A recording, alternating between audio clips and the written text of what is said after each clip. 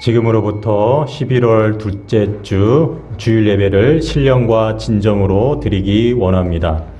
다 같이 사도신경으로 우리의 신앙을 고백합니다. 나는 전능하신 아버지 하나님 천지의 창조주를 믿습니다. 나는 그의 유일하신 아들 우리 주 예수 그리스도를 믿습니다. 그는 성령으로 잉태되어 동정녀 마리아에게서 나시고 본디오 빌라도에게 고난을 받아 십자가에 못 박혀 죽으시고 장사된 지 사흘 만에 죽은 자 가운데서 다시 살아났으며 하늘에 오르시어 전능하신 하나님 우편 앉아 계시다가 거기로부터 살아있는 자와 죽은 자를 심판하러 오십니다. 나는 성령을 믿으며 거룩한 공교회와 성도의 교제와 죄를 용서받는 것과 몸의 부활과 영생을 믿습니다. 아멘. 이 시간 다 같이 하늘의 문을 여소서 찬양하겠습니다.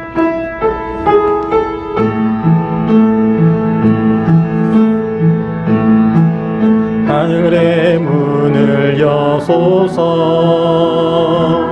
이곳을 주목하소서 주를 향한 노래가 꺼지지 않으니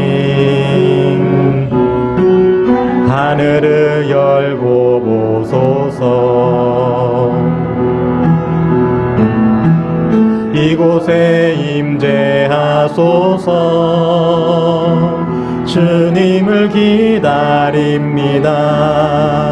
기도의 향기가 하늘에 닿으니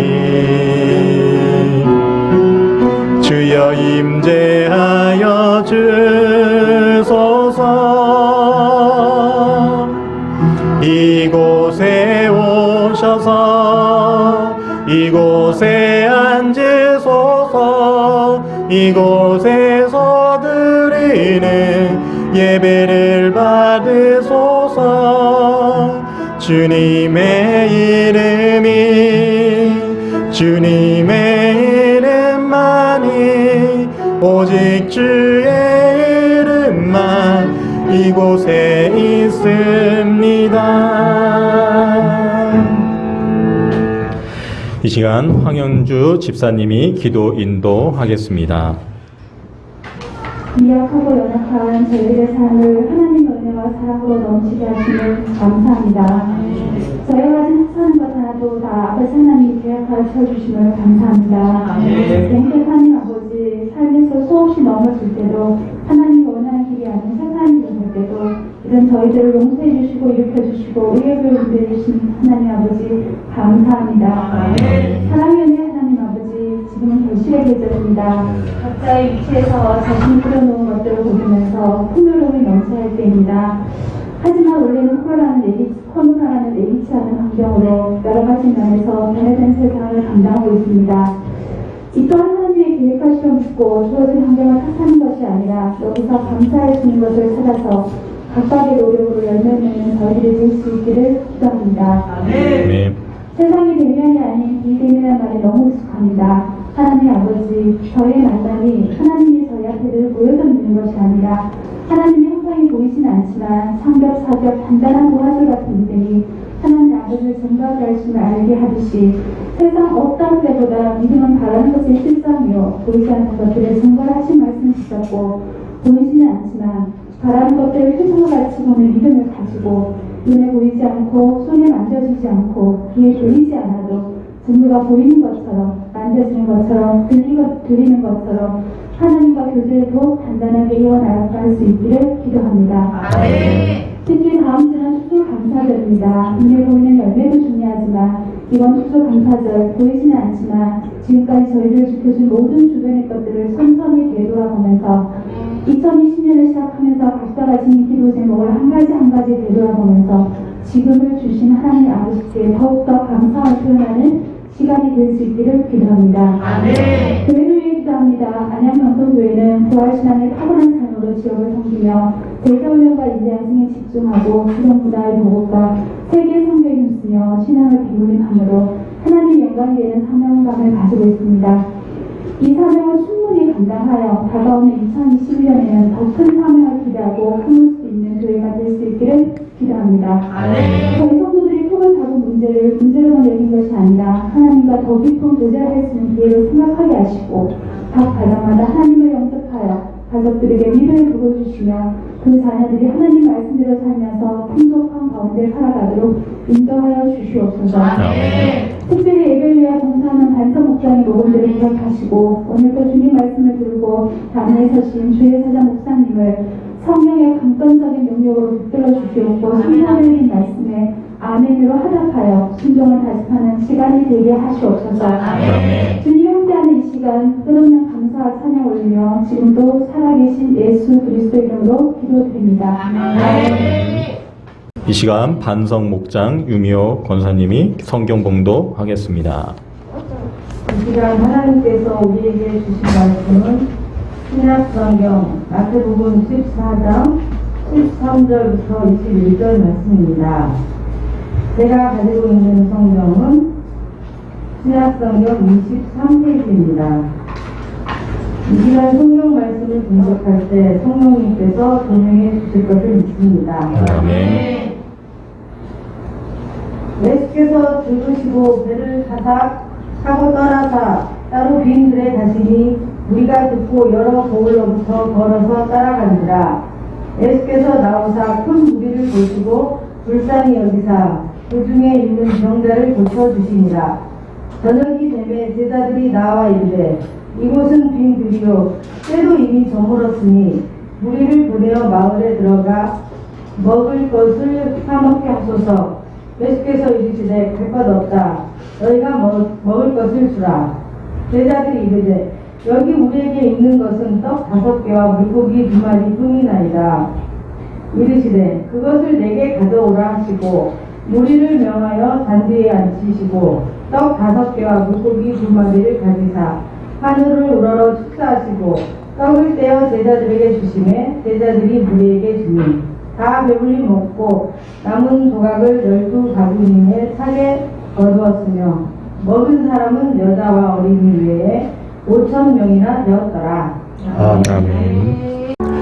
이 시간 황선수 담임 목사님께서 그것을 내게로 가져오라 제목으로 하나님의 말씀을 전하시겠습니다. 이 시간 그것을 내게로 가져오라라는 제목으로 전하는 말씀을 통해서 큰 은혜 받게 되시기를 주의 이름으로 축원합니다. 오늘 본문은 우리가 너무나 잘 아시는 일명 오병이어 표적이 되겠습니다. 오병이어 이 사건은 예수님께서 전도 여행하고 돌아온 12제자들에게 그 전도 보고를 받고서는 그리고 이 제자들을 좀 휴식을 취하게 해야 되겠다. 그래서 또 휴식을 취하면서 따로 또 훈련도 좀 시켜야 되겠다 싶어서 이제 갈릴리 바다 건너서 저 북동쪽 베세다는 그 빈 들로 가게 되는데 그곳까지 사람들이 계속 따라오는 거예요. 그래서 예수님은 지금 그 시기적으로 예수님 제자들을 좀 특별 훈련시켜야 될 필요성이 느끼게 됐습니다. 왜냐하면은 당시에 그 헤롯 대왕이 정권을 잡고 있었는데 헤롯 대왕의 정권에 대항해서 이렇게 그 좀 반대 의견을 펼쳤던 그 세례 요한이 목이 잘려 죽게 되었습니다. 그러면서 헤롯 대왕이 그 예수님이 지금 천국 복음을 전하는 저 예수님이 죽은 세례 요한이 다시 살아난 거라고 그렇게 보고 있었습니다. 그러면서 예수님은 그 소문을 들으시고 야, 내가 이제 십자가 질 때가 가까이 왔다는 것을 느끼시고 이제 제자들을 따로 훈련시키기 위해서 오늘 이 베세다로 가게 된 것이죠. 당시에는 예수님이 그 사역의 현장마다 인파들이 물밀듯이 몰려온 것은 사실이지만 지금 예수님은 지금 어디입니까? 빈들 광야입니다. 그것까지 그 아픈 몸을 이끌고 인파들이 몰려오고 있습니다. 그래서 그 아픈 몸을 이끌고 그 광야까지 온 사람들을 예수님이 눈으로 보셨을 때 감동이 되지 않을 수 없고 불쌍히 여기는 마음이 있어서 저들을 이렇게 치유해 주시고 또 저들에게 생명의 말씀 복음을 전하시다 보니까 해가 서산에 뉘엿뉘엿 넘어지는 것도 모르시고 사역에 집중하고 있었습니다.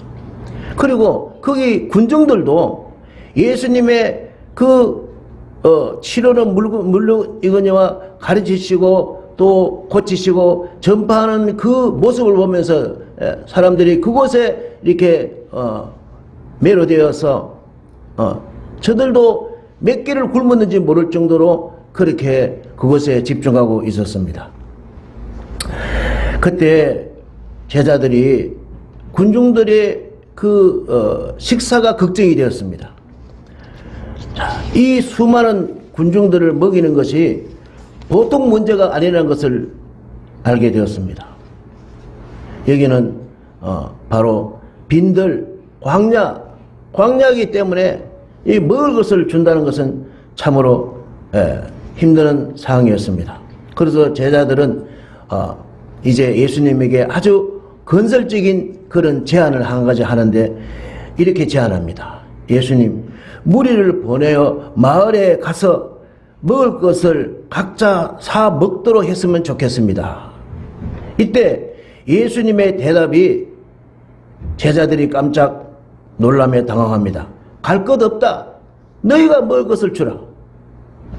예수님은 가장 건설적인 방법으로 합리적인 방법으로 건의한 제자들의 말을 한마디로 거절하시면서 제자들이 도저히 이해가 되지 않는 말씀을 하시는데 그 말씀은 지금 제자들이 그 군중들을 먹이라는 겁니다. 그 군중들을 먹이려면은 최소한 200데나리온의 돈이 필요하고 오늘날 말하면은 한 수천만 원의 돈이 필요한데 돈도 없을 뿐만 아니라 설상 돈이 있다 치더라도 이 광야에서 이 약 한 2만여 명 되는 이분들을 먹일 수가 없는 것입니다. 그러면 예수님이 아주 생각이 없으신 분이십니까? 어떻게 제자들에게 니네들이 먹이라 하실 때 예수님은 상식도 없는 분이십니까? 왜 제자들에게 니네들이 먹이라고 했었을까요? 두 가지 이유가 있습니다.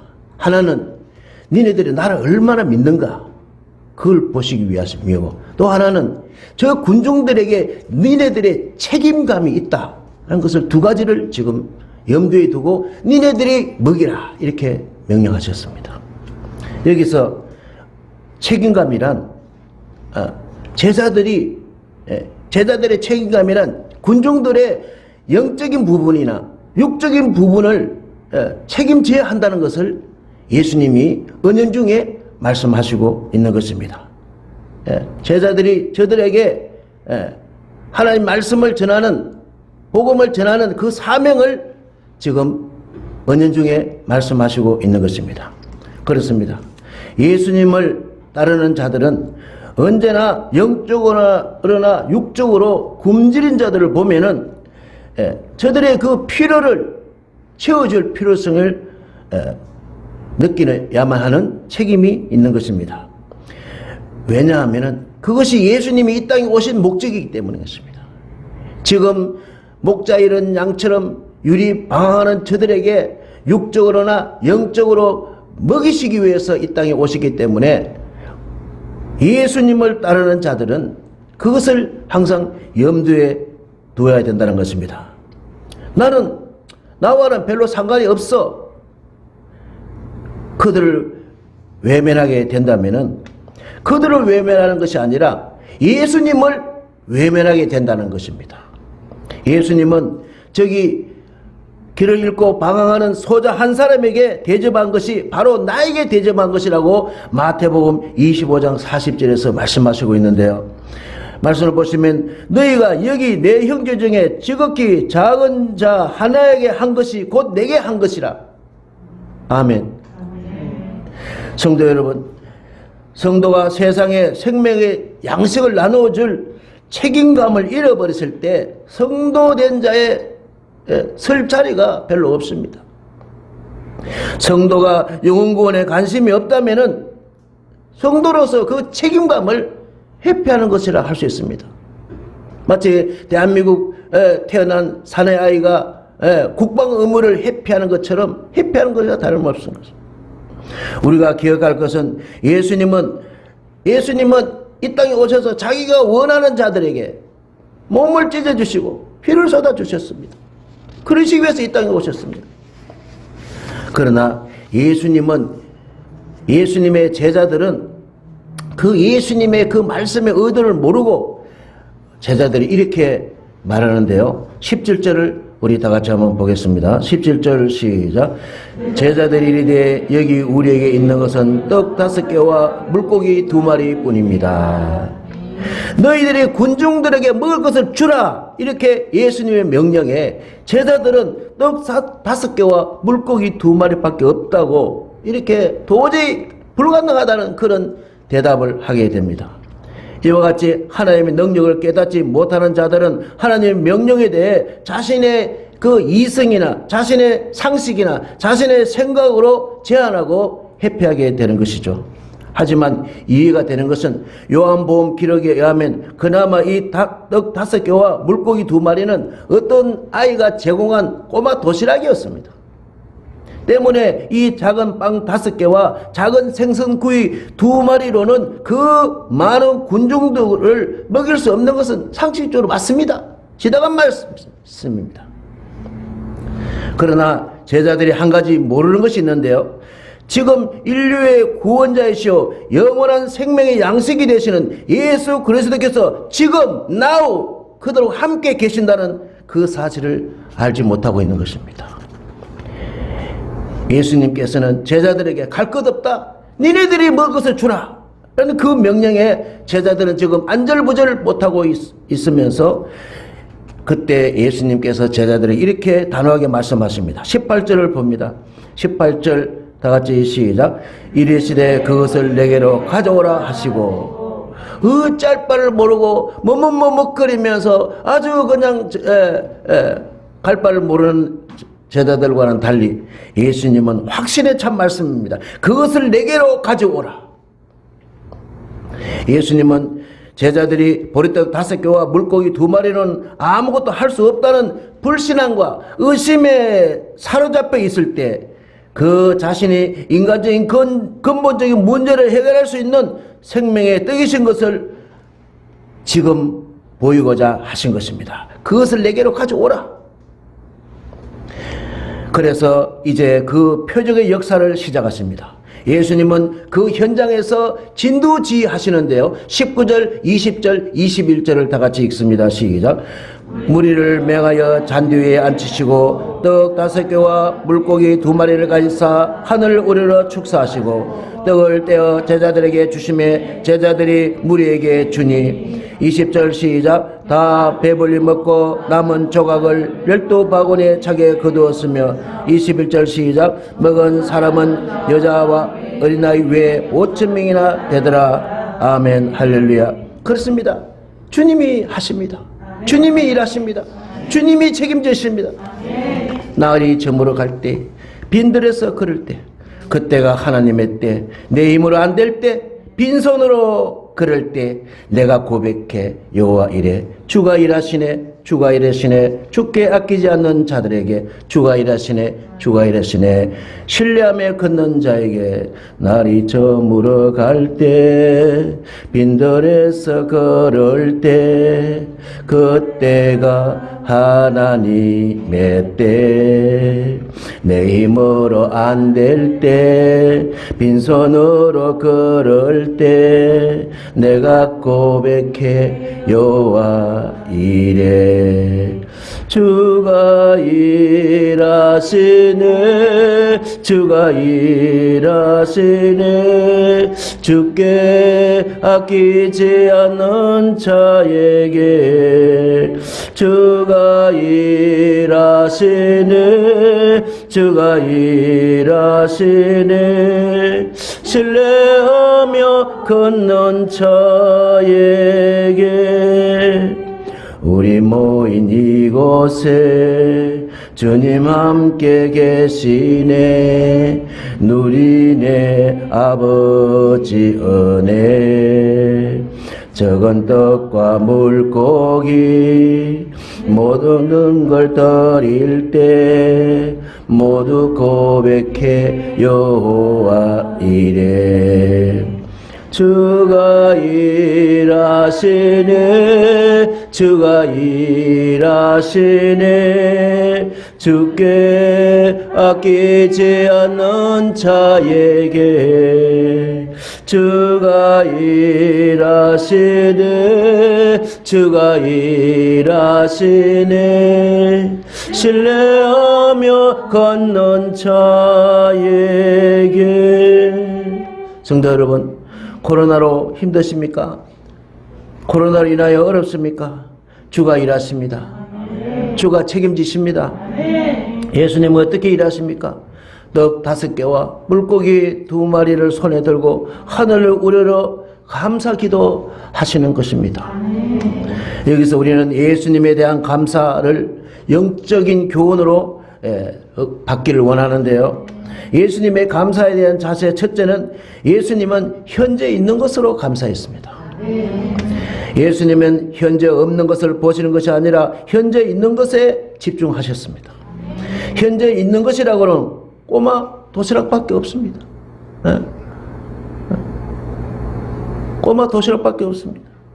이걸 가지고 무엇을 하겠습니까? 무엇을 하겠습니까? 우리 같으면 무시할 수밖에 없는 보잘것없는 유치원 어린이집 꼬마 도시락 그냥 우리는 그냥 손살에 칠 겁니다. 그러나 예수님은 그것을 가지고 하나님께 감사 기도를 드렸습니다. 그 결과 5,000명이 먹고도 12바구니에 풀 가득 차버렸습니다. 여기서 우리는 비록 작고 보잘것없는 것이라 할지라도 현재 우리에게 있는 것을 가지고 하나님께 감사드리면 하나님은 그것으로 풍성하게 해주신다는 사실을 우리는 잊지 말아야 할 것입니다. 현재 필요한 것은 너무 많은데 가진 것이 너무 적다고 생각하십니까? 그러나 실망하지 말고 현재 나에게 있는 것으로 하나님께 감사해 보십시오. 비록 작고 보잘것없는 것이라도 하나님께 감사를 드려보시면은 하나님께서 그 감사에 감동 받으셔서 더 큰 것으로 주실 줄로 믿습니다. 반대로 작은 것에 감사하지 않으면은 불평하는 그런 자세를 가진다면은 있는 것마저도 하나님이 도로 가져가실지도 몰라요. 때문에 작든 많든 현재 내가 받은 것 가지고 감사하시길 바랍니다. 감사는 우리의 삶을 행복하게 만드는데요. 이런 말이 있습니다. 감사는 행복해지는 연습이고 불평은 불행해지는 연습이라고 말하고 있습니다. 감사는 자만이 행복할 수 있는 것입니다. 하나님이 제일 좋아하시는 것은 주 안에서 감사하는 분을 좋아하시고요. 마귀가 아주 우습게 손가락질하는 분은 누구냐? 늘 불평하면 감사가 없는 분은 마귀도 우습게 여깁니다. 사랑하는 성도 여러분, 현재 가진 재능이 작다고 불평하지 말고 하나님을 위해서 직분을 감당해 보십시오. 하나님께서 크게 역사하실 것입니다. 현재 내가 맡아 있는 일 우습게 보지 마시고 감사하는 마음으로 충성해 보십시오. 하나님께서 크게 축복해 주실 것입니다. 현재 가진 것에 감사하면 하나님이 놀랍게 역사하실 것입니다. 바라기는 현재 가진 것에 감사하시기를 주의 이름으로 축원합니다. 예수님의 감사의 자세 두 번째는 예수님은 아주 적은 것에도 감사하셨습니다. 예수님이 오병이어를 들고 하늘을 우러러 축사하셨다는 말씀은 하나님께 깊이 감사하셨다는 뜻입니다. 그 당시에는 유대인들이 식사 전에는 이렇게 기도하는 습관이 있습니다만 여기 예수님의 기도는 그런 기도가 아닙니다. 정말 군중들을 불쌍히 여기는 마음으로 하나님께 진심으로 감사 기도를 드렸습니다. 형식적인 감사가 아니라 하나님께 진심으로 드린 감사가 되어야 합니다. 비록 적은 것이라 할지라도 우리는 많고 적음을 따지지 말고 감사하시기 바랍니다. 형편과 사정을 따지지 말고 모든 일에 감사하시기 바랍니다. 예수님은 어떤 상황에서도 감사하셨는데요. 요한복음 11장 41절에 보면 죽은 나사로의 무덤 앞에서 예수님은 눈을 들어 우러러 보시고 이르시되 아버지여 내 말을 들으신 것을 감사합니다. 이렇게 기도한 것을 볼 수 있습니다. 그때 그 현장에서 죽은 나사로가 무덤에서 살아나왔습니다. 마태복음 11장 25절에서도 전도의 열매가 별로 없고 전도가 실패한 것 같은 때에도 예수님은 그 우리가 전도할 때에 아주 슬기롭고 똑똑한 사람들은 전도를 안 받습니다. 그러나 어린 아이들에게 이 전도의 비밀, 하늘나라의 비밀, 복음의 비밀을 알게 하시는 감사합니다고 이렇게 감사 기도를 드렸습니다. 누가복음 22장에서도 예수님이 죽음을 앞두고 이제 제자들과 라스트 숲 마지막 성찬식을 할 때에 그때 이제 죽음을 앞두고 십자가의 죽음을 앞두고도 오히려 감사 기도를 드렸습니다. 이처럼 예수님은 모든 상황에서 하나님께 감사 기도를 드렸습니다. 떡 5개와 물고기 2마리밖에 없는 베세다에서 여러 마을에서 온 정열을 쏟아 전도했으나 열매가 별로 없는 허탈한 그 상황에서 청년이 죽어서 말할 수 없는 슬픔을 당한 장례식 그 현장에서 십자가의 죽음을 앞두고 절박한 상황에서 예수님은 항상 감사 기도를 드렸습니다. 그렇습니다. 이것이 바로 성숙한 성도가 드려야 할 감사입니다. 좋은 일이 있거나 좋은 환경에 처했을 때 누구나 다 감사할 수 있습니다. 그러나 형편이 안 좋을 때 감사할 줄 아는 성도야말로 참으로 성숙한 성도라 할 수 있을 것입니다. 한 가지 가슴에 새겨야 할 것이 있는데요. 감사는 조건이 아니라 선택입니다. 우리 한번 따라합시다. 감사는 조건이 아니라 선택입니다. 감사는 조건이 아니라 선택입니다. 감사는 조건이 아니라 선택인 것입니다. 시각이 없고 청각이 없고 말을 못하는 헬렌 켈러 이야기입니다. 3가지 고통으로 볼 수가 없어요. 들을 수가 없어요. 말할 수가 없어요. 이 헬렌 켈러가 이런 고백을 했습니다. 나는 받은 것이 너무 많아. 어머나 시각 없어요. 청각 없어요. 말 못해요. 어떻게 이렇게 고백할 수 있나요? 나는 받은 것이 너무 많아. 못 받은 것이 무엇인지 생각할 겨를도 없다. 멀쩡하게 보고 멀쩡하게 듣고 멀쩡하게 말하는 말 잘하는 그런 사람들이 왜 죽나요? 헬렌 켈러는 태어나서 실수로 눈을 보지 못하고 귀로 듣지 못하고 자연적으로 말을 못하게 되는 그런 삼중고의 고통 속에서도 나는 받은 것이 너무 많아. 못 받은 것이 무엇인지 생각할 겨를도 없이 살아왔다. 그렇게 살았더니만 그녀는 전 세계 수많은 사람들에게 감사의 생활의 모범이 되었을 뿐만 아니라 장애를 가진 분들에게 큰 기감이 되었습니다. 사랑하는 성도 여러분, 한 어린아이는 자기의 도시락을 바침으로 모든 군중들이 배불리 먹고 12바구니가 남는 놀라운 이적을 일어나게 할 수 있는 그 기초를 마련하게 된 것이죠. 이처럼 모든 사람이 하찮게 여기는 것일지라도 하나님께서는 그것을 업신여기지 않으시고 그 어떠한 귀중함보다도 더 귀중하게 여기시며 그것을 통해서 놀라운 은혜와 축복을 나려주십니다. 하나님께서는 비록 우리의 부족하고 적은 것일지라도 하나님께 드리기만 하면 그것을 통하여 놀랍고 풍성한 축복을 베푸신다는 것입니다. 때문에 지금 우리의 부족함을 인하여 하나님의 능력을 제한하지 말아야 합니다. 우리는 좋은 일이든 나쁜 일이든 매사에 감사하는 성도가 되시기 바랍니다. 이러한 감사의 삶을 살 때 우리 앞에 닥친 이 코로나의 이 어려움을 넉넉하게 이기게 될 것입니다. 바라기는 아주 작은 것에도 감사하시기를 주님의 이름으로 축원합니다. 예수님의 감사에 대한 자세. 셋째는 예수님은 감사를 이웃들과 함께 하셨습니다. 예수님은 빵 5개와 물고기 2마리를 들고 감사기도 하신 후에 12 제자들에게 떼어 주시면서 군중들에게 골고루 나누어 주라고 말씀하셨습니다. 예수님이 빵을 떼어가지고 제자들에게 주면 12 제자들은 그 떼어받은 제자들을 가지고 빵을 가지고 또 군중들에게 골고루 떼어주는데, 그때 부엌칼로 이렇게 두부 자르듯이 자른 것이 아니라 손으로 띄다 보면은 많이 가는 분도 있을 끼고 적게 가는 분도 있을 끼고 이런 부분을 보면서 우리는 참 정겨운 분위기를 우리가 그릴 수가 있는 것입니다. 예수님이 500여를 나누어 주도록 하실 때에, 그때 나누어 주다 보니까 그곳에 남자들이 5,000명이 있는데 먹고, 그 외에 또 여자분들과 또 어린아이들과 합쳐서 성경학자들은 한 2만여 명이 된다 합니다. 그렇게 먹고도 12바구니에 가득 차게 남게 되었다는 것입니다. 바로 나눌 때에 나타나는 역사인 것입니다.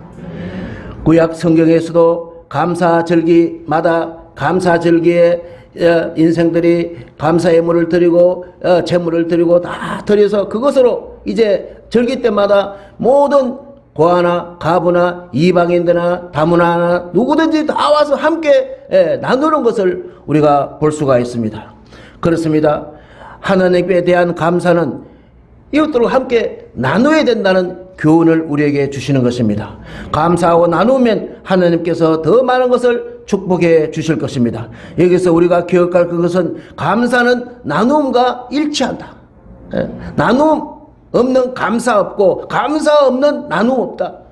제가 뭐 대통령 선거한 것도 아니고 공약도 아닌데 나눔 없는 감사 없고 감사 없는 나눔 없다.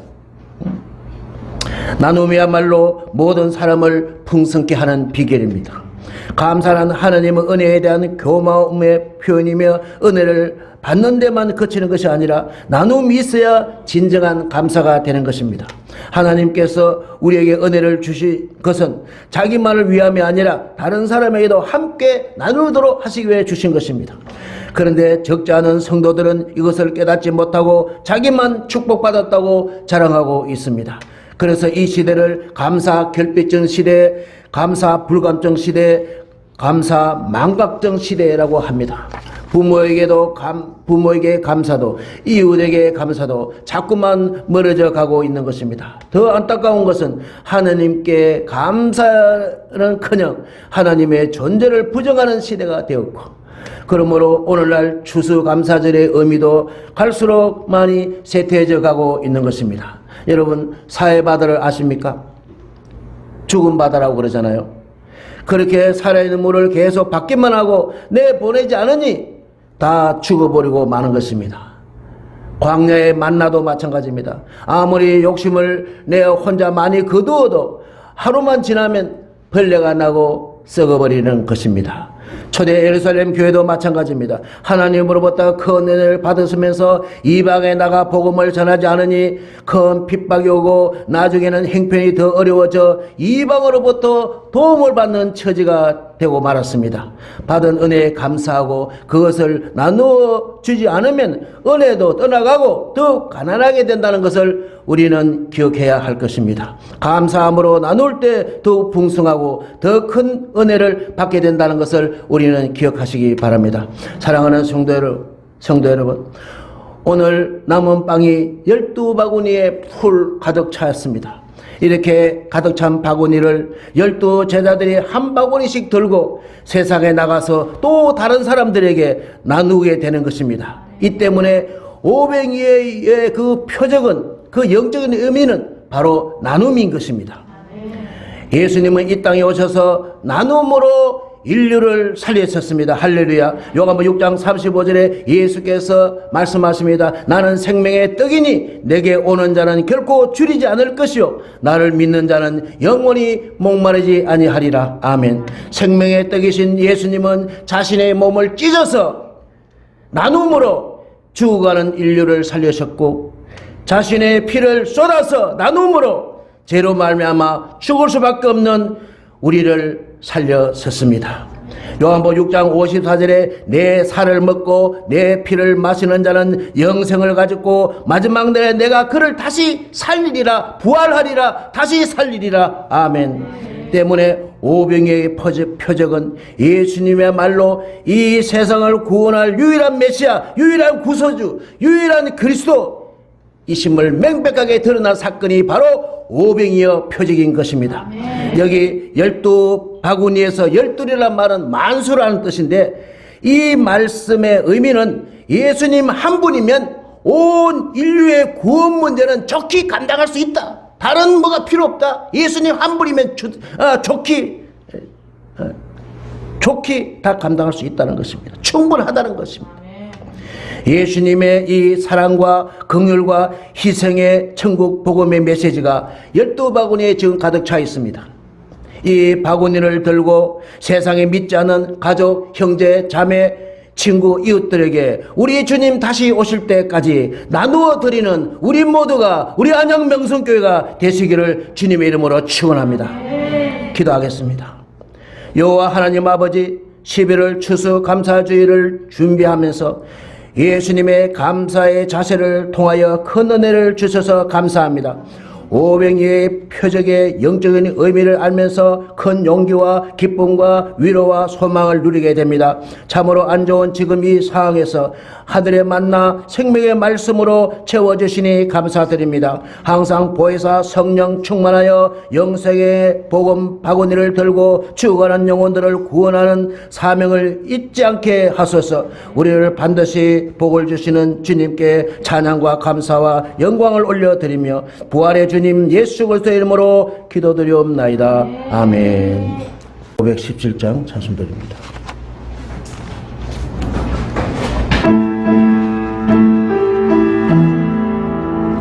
번원한 자 돌봐주며 복된 소식 전하라고 주님께서 우리들을 기름 부어 세우셨네. 주의 영이 우리에게 말씀하시네. 복된 소식 전파하라 명령하시네.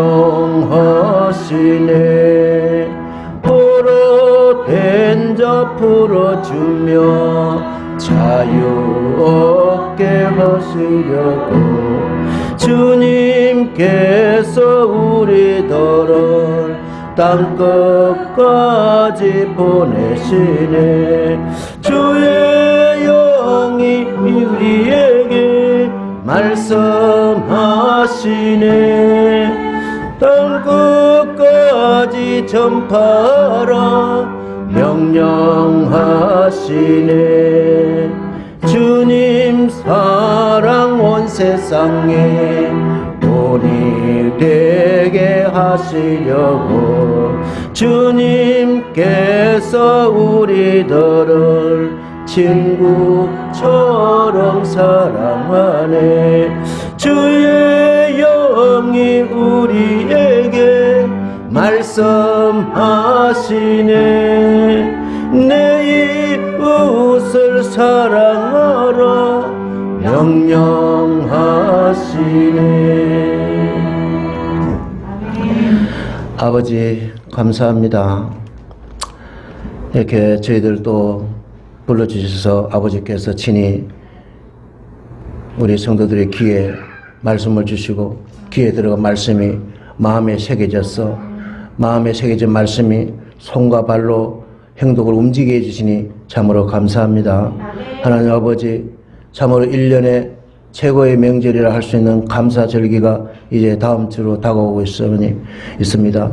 하지만 우리는 코로나에 빼앗겨서 감사가 다 잊어버리고 잃어버리고 불평과 원망만 가득 차고 있는 이때에 우리 안양명성교회 성도들만이라도 진정 감사할 수 있는 우리 교회, 성숙한 우리 교회, 우리 성도들 다 되게 하여 주옵소서.